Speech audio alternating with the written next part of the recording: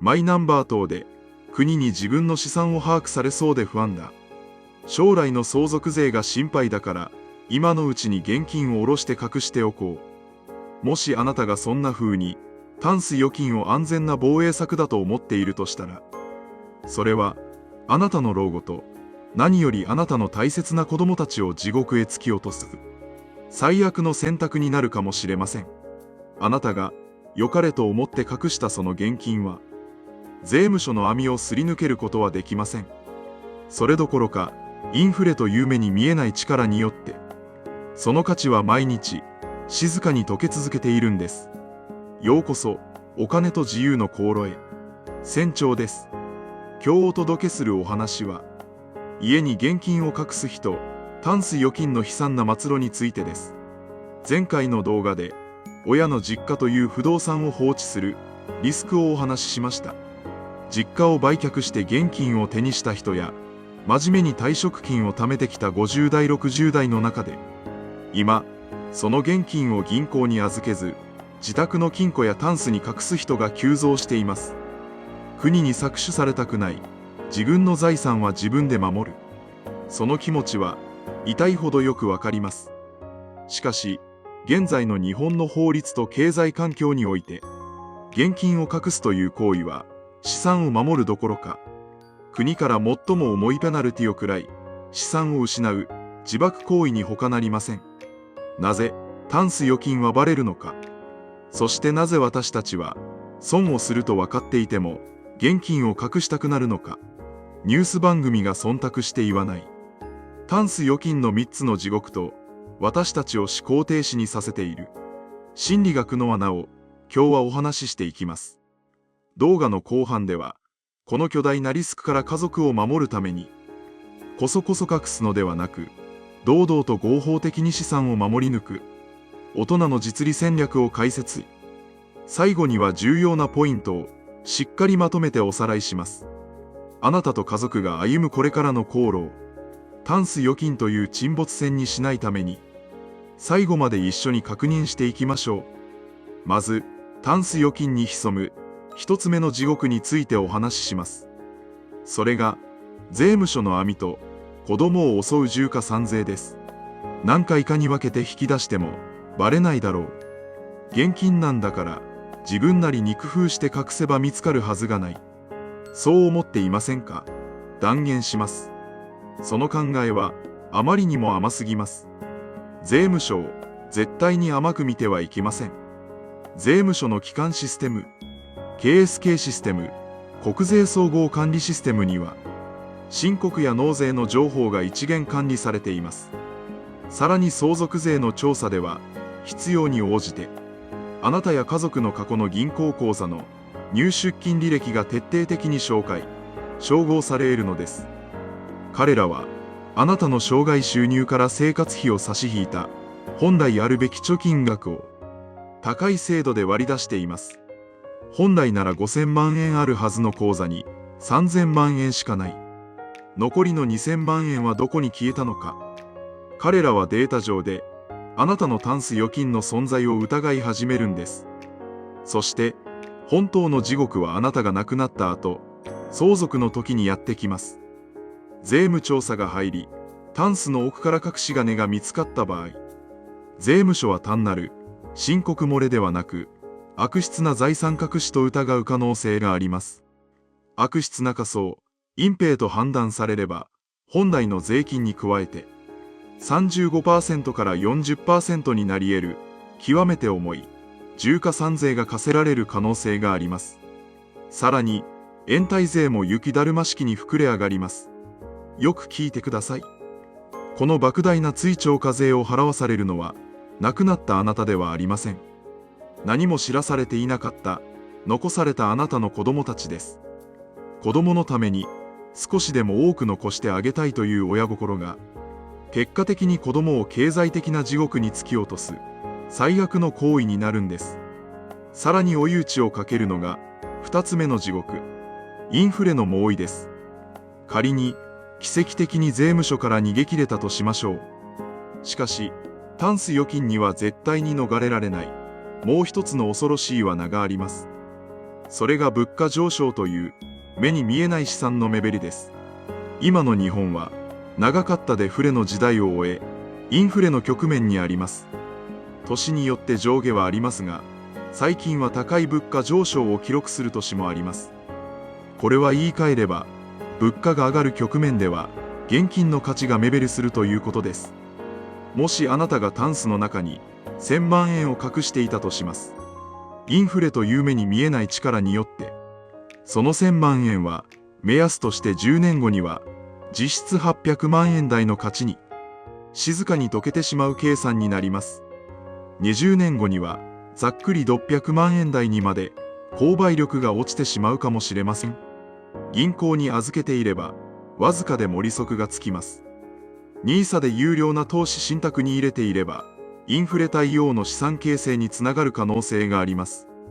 しかし、タンスの中の現金は1円も生み出さないどころか、確実にその価値を削られ続けているんです。減らないから安全だと思っていたタンス預金は、実は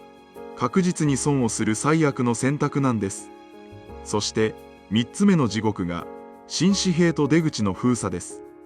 2024年に日本の紙幣が新しくなりましたね。旧紙幣はこれからも使えるから関係ないと思っているかもしれませんが、実はここに大きな罠が潜んでいます。タンスの中に眠っている旧紙幣。いざという時、例えば家のリフォームや高額な医療費、老人ホームへの入居費として一気に使おうとした時、どうなるでしょうか。今、多くの企業や店舗はコンプライアンスの観点から大量の現金決済を嫌がります。結局、一度銀行の口座に入金するか、新紙幣に両替するしかありません。しかし、多額の旧紙幣を新紙幣に変えようと銀行の窓口に持ち込むと、マネーロンダリング対策による厳格な確認が入りやすく、不自然な場合は疑わしい取引として届け出の対象になり得るんです。つまりタンス預金は隠すことはできても使うハードルが高い、出口を厳しく監視されたお金になってしまうんです。ではなぜこれほどまでに恐ろしいリスクがあることを知っていながら、あるいは薄々気づきながらも、私たちは現金を自分の手元に置いておきたいという衝動に駆られるのでしょうか。ここに私たちがハマっている行動経済学と心理の迷宮が隠されています。一つ目の罠はメンタルアカウンティング、心の家計簿です。人間は同じお金であっても、どうやって手に入れたか、どこに置いているかで、頭の中で無意識に色分けをして、扱い方を変えてしまう心理があります。銀行にあるお金は生活費。タンスにあるお金はいざという時のための絶対安全な聖域。そうやって色をつけてしまうことで、インフレで目減りしているという合理的な計算ができなくなってしまうんです。そして二つ目の罠が損失回避の暴走です。人間には利益を得る喜びよりも何かを失う痛みを2倍以上強く感じるという性質があります。投資で株価が下がって損をするかもしれない。国に把握されて税金を取られるかもしれない。こうした見えない恐怖、損失を過剰に恐れるあまり、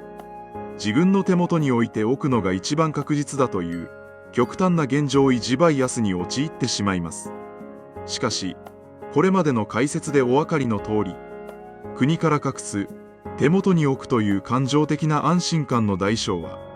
重加算税などの追徴とインフレによる数百万円単位の実利の損失です。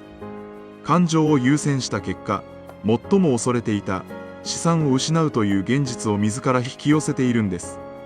では、この絶望的なタンス預金の呪縛から抜け出し、私たちの老後と大切な家族を守るためにはどうすればいいのでしょうか。ここで50代60代が今すぐやるべき大人の実利戦略をお話しします。まず一番最初にやるべき最も大切なことは、こそこそ隠すという見栄を捨て、すべてをガラス張りにすることです。税務署から不自然な動きを隠し通すことは困難です。だったら逃げるのではなく、国が用意した合法的なルールを堂々と使い倒せばいいんです。現金を子供に渡したいなら、タンスに隠すのではなく、歴年贈与という制度を正しく使ってください。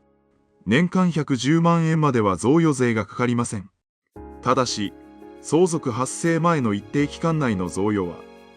相続財産に加算されるルールに改正されているため、早めの対策が重要です。ポイントは、必ず銀行振込で行い記録を残すこと。そして、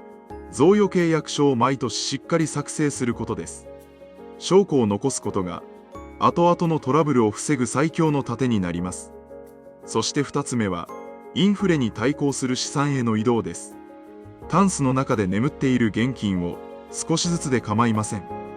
働くお金に変えてください。当チャンネルで何度も解説している通り、新NISAの成長投資枠や、手が対抗配当株、インデックスファンドへ資産を移すんです。投資は怖いという感情はわかりますが、インフレで価値が目減りする恐怖の方が、はるかに現実的です。現金を株や投資信託に変えることで、インフレの波を乗り越え、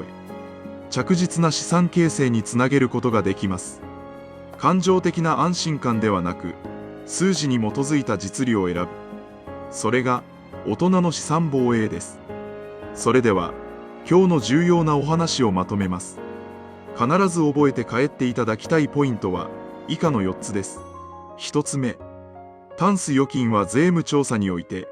過去の出入金履歴の照合などから発覚するリスクが高く、親の死後、子供に 35% から 40% にもなり得る重加算税という重い追徴課税を背負わせる可能性があること。2つ目、インフレの局面において現金をそのまま放置することは、目に見えない税金を払い続け、価値を大きく目減りさせる行為であること。3つ目、あなたが動けない原因は、メンタルアカウンティングと損失回避の暴走という、心理の罠にはまっているだけであること。4つ目、最強の対策は、隠すことをやめ、歴年贈与や、NISAという国が用意した非課税の制度を堂々と使い倒すこと。いかがだったでしょうか。50代からの人生は、見合い地をして、身軽になることが最大の息の孤立山脈になります。国に把握されたくない、税金を払いたくない、その反骨精神は、決して悪いものではありません。しかし、ルールを無視してこそこそ隠す手法は、必ず自分に牙を向きます。根拠のない自己流のやり方を卒業し、自分と家族が本当に幸せに、そして安心して暮らせる合法的な実利を選んでいく。その勇気ある決断が、あなたの大切な資産を守り、子供たちに感謝される未来を作ってくれるはずです。今日のお話を聞いて、タンスのお金を少しずつNISA口座に移してみます。子供と生前贈与について話し合ってみます。まずは自分の口座の履歴を客観的に見直してみます。そう思えた方はぜひコメント欄で、皆さんの決意や今まさに悩んでいることを聞かせてください。皆さんのリアルな声が、同じ悩みを持つ他の方の勇気になり、そして私の動画作りの一番の力になります。そしてこの動画が、皆さんのこれからの資産防衛や、家族の幸せを考える、一つのきっかけになりましたら、ぜひチャンネル登録と高評価をお願いします。皆さんの応援が、私がこの公開を続けるための羅針盤になります。焦らず、人と比べず、自分の航路を信じて、大切な資産と、そしてあなた自身の人生を守っていきましょう。それではまた次回の動画でお会いしましょう。